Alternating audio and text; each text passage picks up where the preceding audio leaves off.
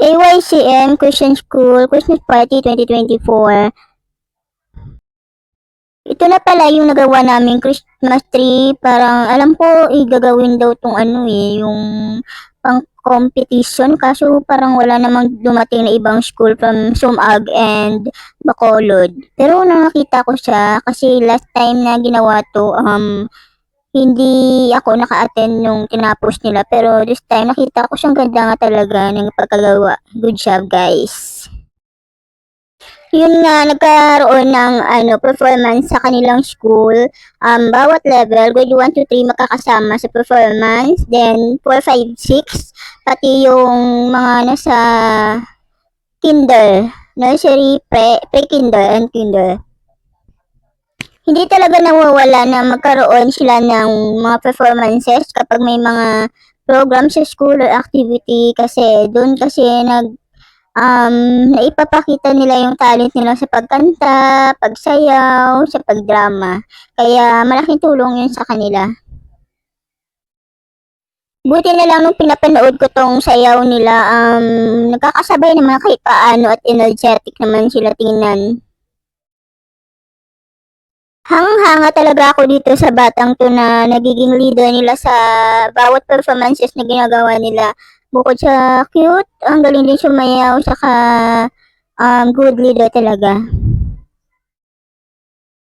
Obvious naman talaga kasi yung mother nun is maganda din naman and parang feeling ko magaling din naman sumayaw. Siguro may pinagmanahan lang din.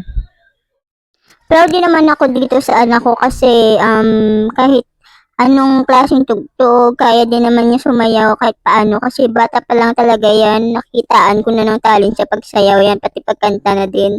Madali siyang turuan, tsaka kahit hindi mo turuan, nakukuha din naman niya agad. Ano siya kasi yung mahilig mag-observe at magtanong sa lahat ng mga nakikita at nakikita niya sa paligid niya.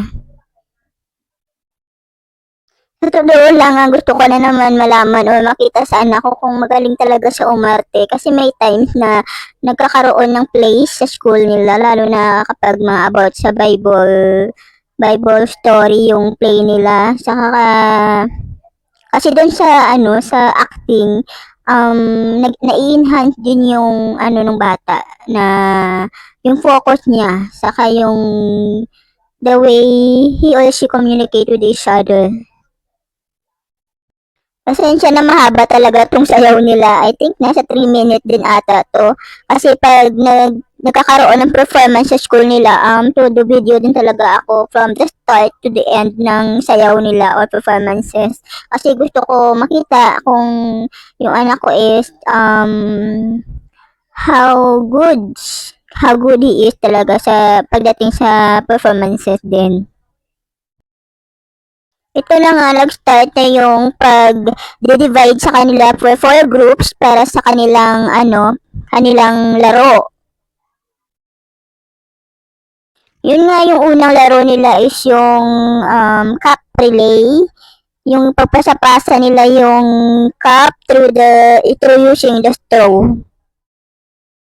Next na game naman nila yung balloon relay. Partner naman sila dito. I think nanalo sila yata dito eh.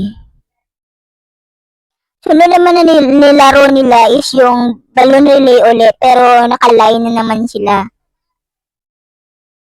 Dito sa balloon relay na to na naka-line sila, natalo sila dito kasi I think second lang ata sila kasi yung isang kasama nila hindi nakafocus masyado eh. Natagalan sila sa pagpasa.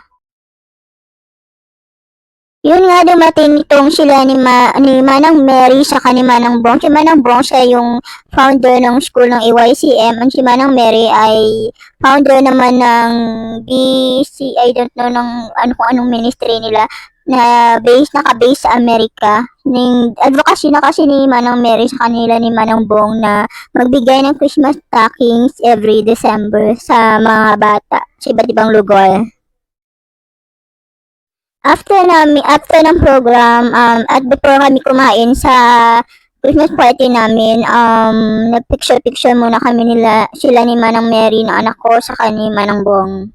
Ito pa lang naman ang Christmas stockings na binigay sa kanila. At dito na tatapos ang aking vlog. Thank you!